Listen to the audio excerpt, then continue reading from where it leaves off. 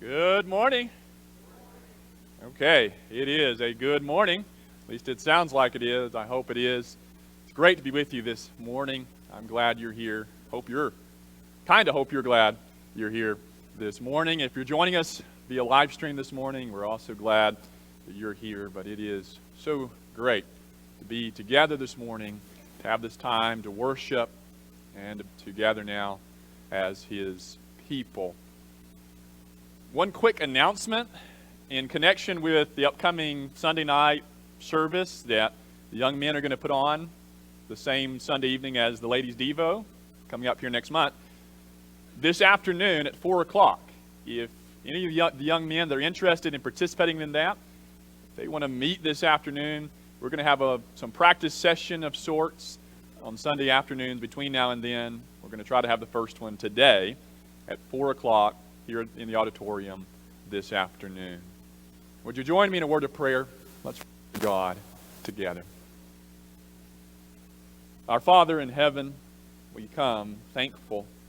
We come giving honor and glory and praise to you. We're so thankful for the blessings that you bestow upon us, for the way that it's possible to have every spiritual blessing in Jesus. And so we give thanks for you, for your Son Jesus, for your word, for the way that your Spirit has inspired that for us. It is our prayer that you be with us now as we open up your word and think together. Be with us, Lord. It is our prayer. In Jesus' name, amen. Several years ago, during a rather large forest fire, a national magazine assigned a photographer to take some pictures of the fire. Well, due to the spread of the fire and even just the amount of smoke involved, the photographer wasn't able to really get any pictures from the ground. It was just nearly impossible to get any pictures at all of this immense blaze. So he contacted a local airport, small airport, and requested a pilot in a plane be ready as soon as possible so he could go up and take some aerial photos, get better shots, really get shots at all, of the fire. He gets a call back just a few minutes later, and the airport tells him, "We've got your plane ready. You show up just as soon as you can. The plane will be ready, waiting on the tarmac for you." The photographer does that. He grabs all of his equipment, rushes over to the airport. There's a plane sitting right there, ready to take off, the engine warming up. He sees the pilot sitting there. He gives him a wave. Then he begins to unload his equipment, and he's saying, let's go, let's go, let's go. So the pilot takes off. They get up in the air, and the photographer, of course, says, "We need to head north toward the fire." And the pilot says, "Why?" He says, "Well, I'm here to take pictures. I'm a photographer. That's what a photographer does. I take pictures. Come on, let's go. I need to take pictures of the fire." And the pilot looks over at him and says, "You mean you're not the instructor?" There are times when we assume too much. You've been there. Maybe it wasn't quite that for you. Hopefully it wasn't quite that extreme. Maybe it was something like that. But you've been there where we presume. We look at a situation and we sum it up. We know what it is. Or because of the setting, because of the circumstances, because of what we've been told or what we think we've been told, we know what is happening. When in reality, it might be that we don't know what we've got ourselves into. What do we call that too? We sometimes describe it in a more visual way. We talk about people that jump to conclusions. It is nearly impossible to go through life without a certain amount of bias. You realize that everybody has some amount of bias. It's just, the trick really is to fight it, to be aware of it, and to learn to try to resist it, to try to have an open mind. And certainly We don't want the opposite of that, do we? We don't want a closed mind. On that note, let's open our Bibles together to the book of Acts, Acts 14, as we think about the idea of being open. I don't know many people, and I'm not getting anything. I don't know what is happening lately with the clicker, but it's not happening today. I'm not going to make any assumptions about what's happening, okay? But I don't know of many people that are closed-minded, and maybe it's easy. One thing, it's difficult to realize it, isn't it? That's what we said already. But I also don't know many people that admit it. But I have met some people that have openly told me, that their mind was closed, at least on a certain issue or a certain subject or certain category of discussion. And they'll just say, hey, my mind's closed about that. I'm not open to listening to anything else, hearing anything new or a different angle on it or a different argument about it. I don't care. My mind's made up. I'm done with that discussion. It's a dangerous place to be. As we look this morning at the book of Acts, chapter 14, we find some examples, some individuals and groups that deal with this issue, where they're presented with something new, or they're presented with a message, some information. And they take the message, and instead of allowing the message to change their view or change even their worldview, how they look at everything in their life and how they look at the world, they do what we do sometimes still today. They take what they hear or what they see even, and then just insert it into what they already believe. The first one is in Acts chapter 14. It regards pagan gods. Pagan gods. Acts chapter 14, beginning at verse 8 this morning. Verse 8 of Acts chapter 14.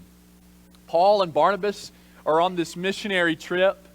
They've began to travel different parts of what we call Asia Minor.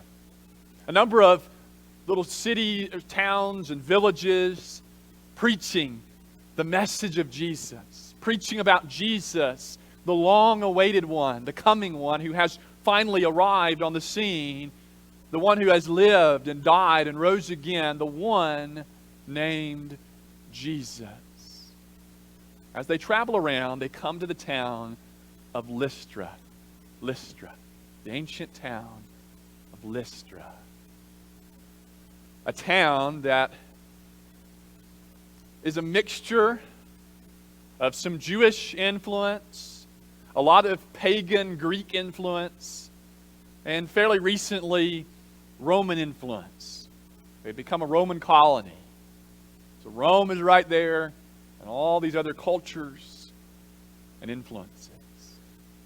Let's begin reading now together. Acts chapter 14, 8 through 18.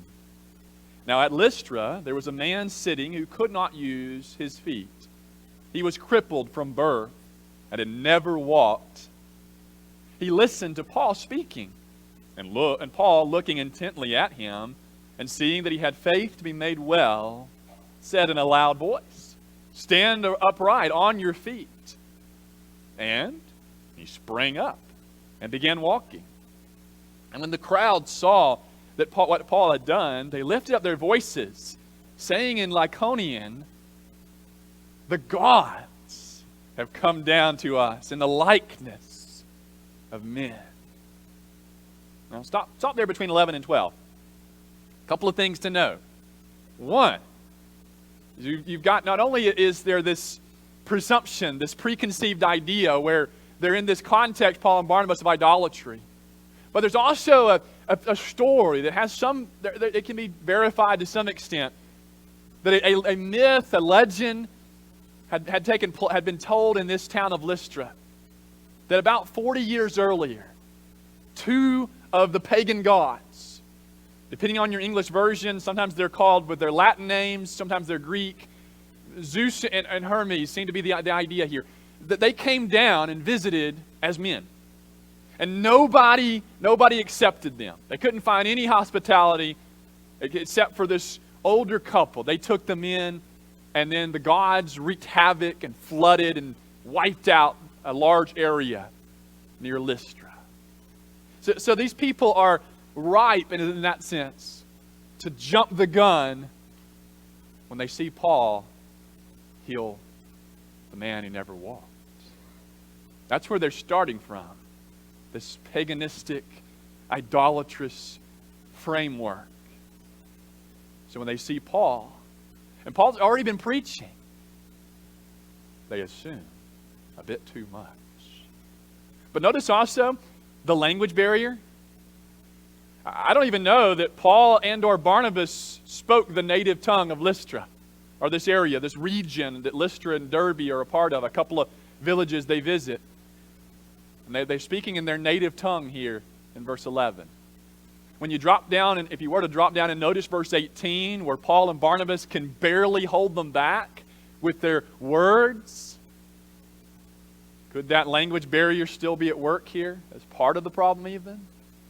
You've got several things that are occurring, several factors in this chapter.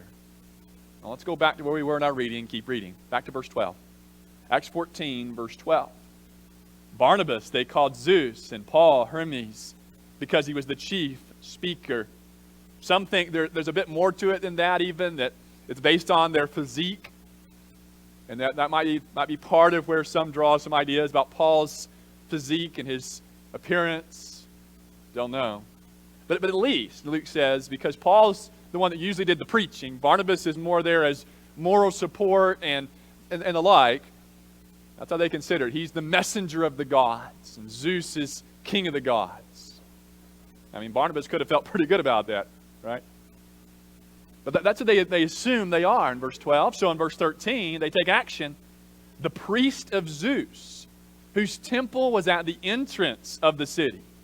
Picture this. It is very likely that the lame man that Paul healed, that he was sitting at a gate, maybe the gate to the city, the same one where there's a temple to the pagan deity Zeus. It says that he, the priest of Zeus, he brought oxen and garlands to the gates and wanted to offer sacrifice with the crowds. So here's how far they go. It's not just they start saying this and then move on about their business. And it might be because of that myth that they think, hey, we don't want to miss this time. The gods are here. We better get busy sacrificing and making sure they're happy and appeased. And then Luke says, verse 14, but when the apostles Barnabas and Paul heard of it, they tore their garments and rushed out into the crowd, crying out, men, why are you doing these things? We are also men of like nature with you. We're ordinary humans too. And we bring you good news. We bring you the gospel. Think about it. The very message that Paul and Barnabas were bringing now has turned completely upside down. Part of their message is a message that stands against idolatrous practices and all the idols and false gods of the time. And now, the people preaching about that, people conclude they're deities, they're pagan gods. Look at the rest of Paul's sermon or speech that is cut off here, not because someone interrupts the question, but they're just trying to keep the people from sacrificing to them. He says this in verse 15. He said, we bring you good news that you should turn from these vain things to a living God who made the heaven and the earth and the sea and all that is in them. Here's the one true creator God, the one God who is the true God, therefore. Verse 16, in past generations he allowed all the nations to walk in their own ways. Yet he did not leave himself without witness, for he did good by giving you rains from heaven and fruitful seasons. Keep in mind that Lystra and this area is a very fertile place. Then he says in verse 18 or verse 17, satisfying your hearts with food and gladness. But then verse 18, we mentioned earlier, even with these words, they scarcely restrained the people from offering sacrifice to them. Did you catch who Paul didn't mention? He doesn't even get a chance. The people are so bent on this. So one, they assume, but then two, and these tend to naturally go together, they assume, and then they're, could we use the word stubborn? It's like sometimes where we get something in our heads, we get stuck on a topic, or we get some view of a topic, and we're so closed about it. Not only do we make assumptions, but it's like nobody and nothing can convince us otherwise. Or even for us to start thinking that there might be the possibility even that it isn't the way I see it. We get locked into this mode of this is how it is, and we're bent in that direction, stubbornly holding on. Paul doesn't even get to mention Jesus. He just starts with where they are and trying to get them off of this idolatry into the true God, which, yes, will lead you to Jesus, the revelation of the true God, but he doesn't even get that far. It's like Paul here is under pressure to just try to stop them from making the sacrifice. Now, I doubt anybody in here has ever, I mean, there are people in the world today who certainly are worshiping pagan idols still. But I doubt there's anybody here this morning, I'm not going to say there's not, but I doubt it, that has this exact problem. Or that's going to read something or see something and think, oh, that's Zeus. I'm not going to ask for a show of hands, but I don't think anybody in here this morning believes in Zeus or any of the other Greek and or Roman gods. But that doesn't mean that we don't do the same kind of thing, where we start with our preconceived ideas. And let's say maybe it's about the Scriptures. Maybe it's some topic that the Bible addresses directly. Do we ever come to the Scriptures and we already know the answer? We know what the idea is. We know what the answer is. We know what the truth is. And so we're reading the Bible to confirm what we already believe. Do you ever do that?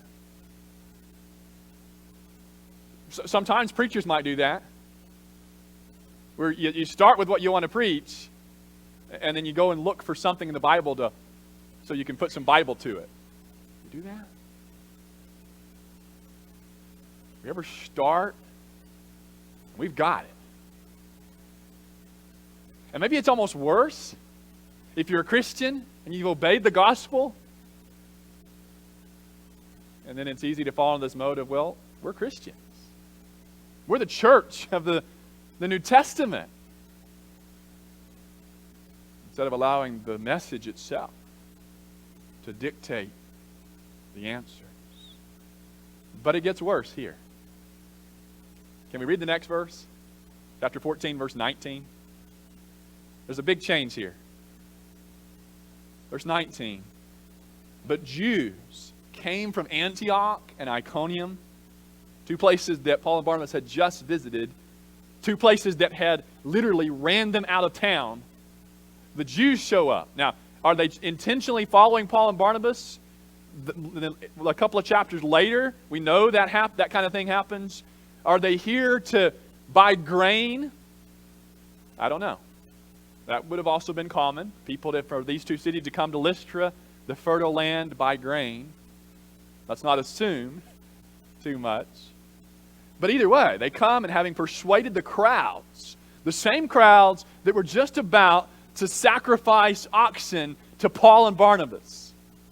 They persuaded the same crowds, so then they stoned Paul and dragged him out of the city, supposing that he was dead. How did that happen? Could there be another lesson here about attitude and mindset? Where on the one hand, I'm so locked in and so set up with preconceived ideas that I see something and I explain it in a way that is completely false. But then I allow some other people, some new people in town. When Paul and Barnabas say, hey, no, we're not deities.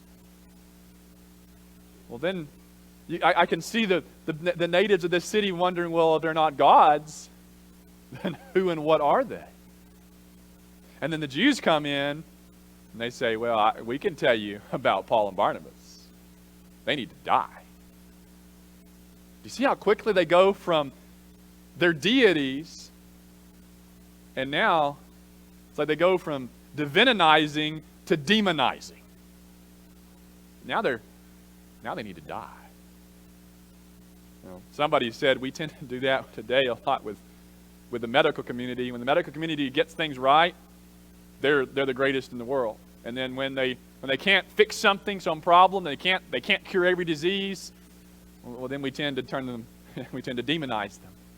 We do things like that still today. We're not so advanced in our modern world that we don't turn so quickly. Look back to verse 2. Acts chapter 14, verse 2. This is when they're in Iconium, where some of these Jews came from. And they're going in and they're preaching, and a great number of Jews and Gentiles are responding to the gospel. But, Acts 14:2, the unbelieving Jews stirred up the Gentiles. And watch this, poisoned their minds against the brothers. As a part of this closed-mindedness on the one part, there's also, you could add to that, the possibility of allowing a certain influence, a certain source, whether it's another person or it's a message I've heard somewhere, to poison my mind and twist the gospel so that either I don't believe it or I believe a version of it that is not true, or at least not accurate. Pagan gods? Paul and Barnabas? Well, some people thought so, and then when they were told no, then they jumped to a very different conclusion. Acts 14. In the meantime, Paul does the amazing thing. In verse 20, he's stoned and dragged out and left for dead. And the disciples that were already made in the area, they gather around Paul as if about to sing his funeral dirge. And then Paul gets back up and goes back into Lystra. Let's read verse 21 now. Acts 14. An easy road. It is sometimes assumed that being a Christian is a life where you walk down the path of life and there's flowers everywhere and it's smooth sailing. I know I'm mixing metaphors, but I think you can follow me there. It's just an easy road. A trouble-free life. You've got God on your side, and He's going to bless you, and you're going to have everything that you could ever just imagine. It's going to be great, and you live this life, and then you get to go to heaven. Everything's okay. No problems.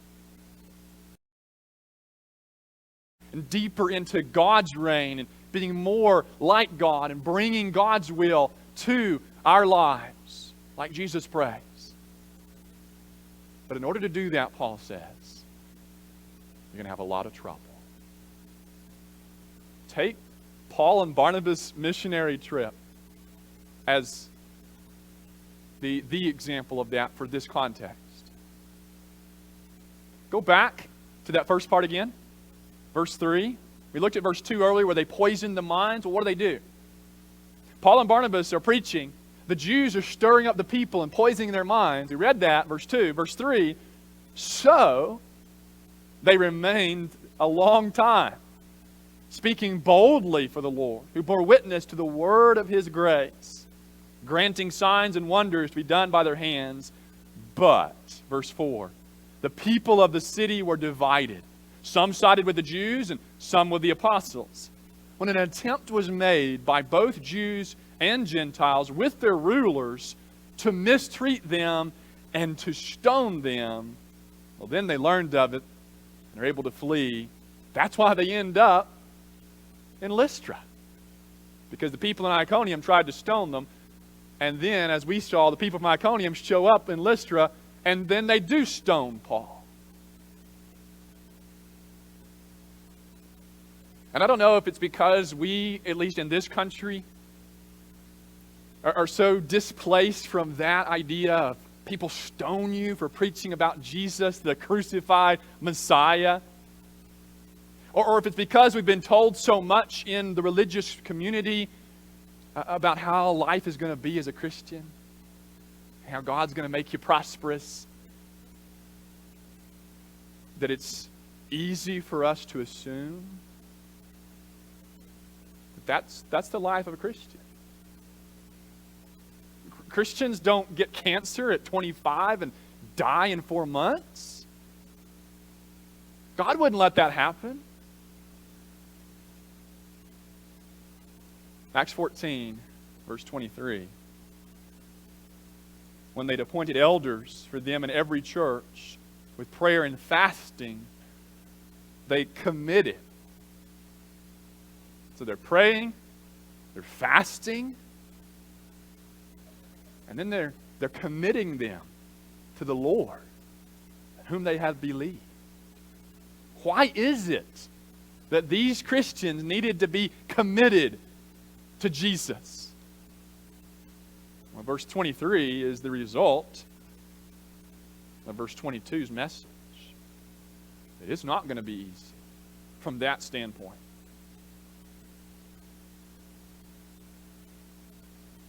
An easy road? Let's not assume that life as a Christian is going to be how we might imagine it in our thinking. I'm not saying that the Christian life isn't a great life. Oh, it is.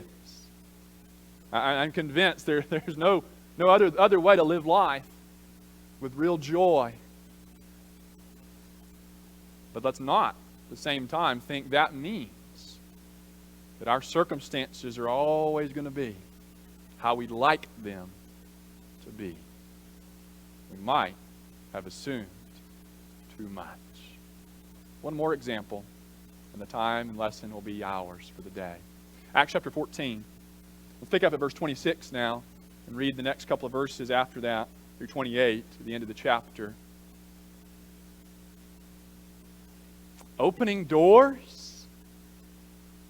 Do you remember the prophecy in Isaiah 55 where Isaiah says, His ways are not our ways, His thoughts aren't our thoughts, His are higher than ours? But sometimes we need to unthink what we've thought so that we'll think with God. There's something happening in this time, in these trips with Paul and Barnabas, that nobody was ready for. And for a long time after, some people just couldn't get it in their heads. This can't be the way it is. Acts 14:26. As they come back from their missionary trip, they sailed to Antioch where they started, where they were commended to the grace of God for the work that they had fulfilled. So a missionary trip where you get ran out of about every town you go to, stoned and left for dead, is the grace of God at work. Figure that one out. And then, verse 27, when they had arrived and gathered the church together, they declared all that God had done with them and how He had opened a door of faith to the Gentiles.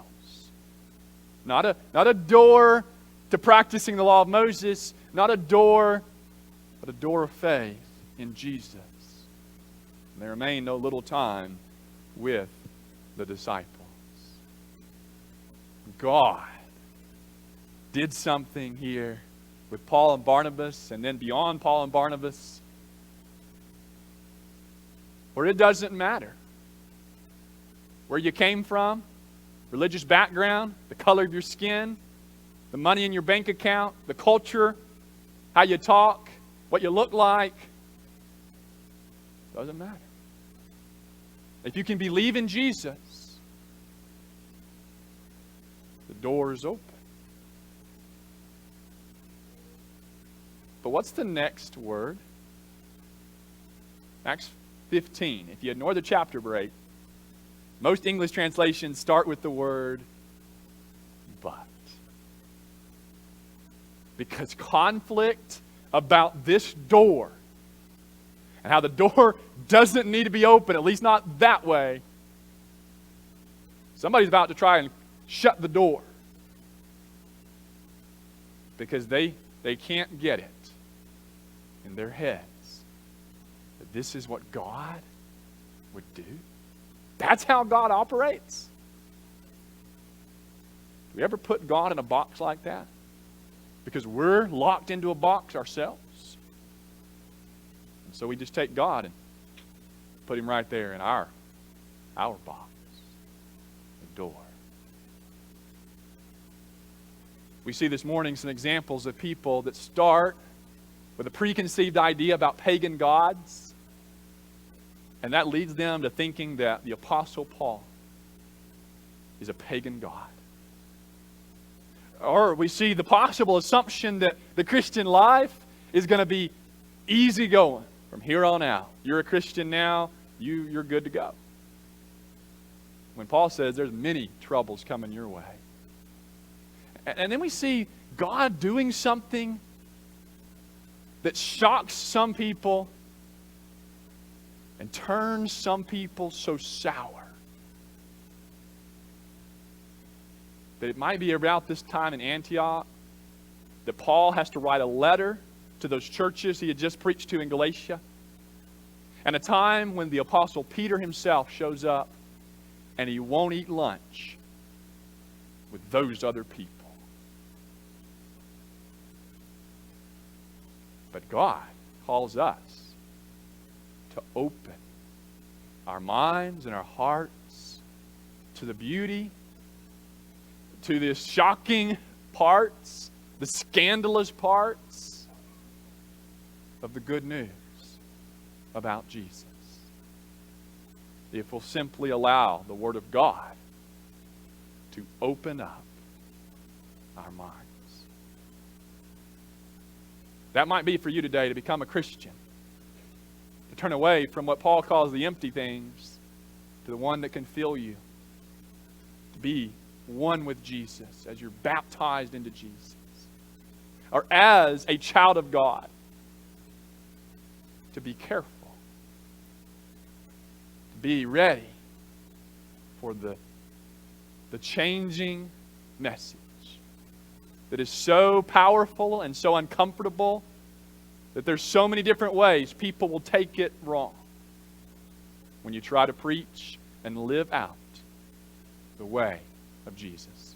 Let's stand together and sing.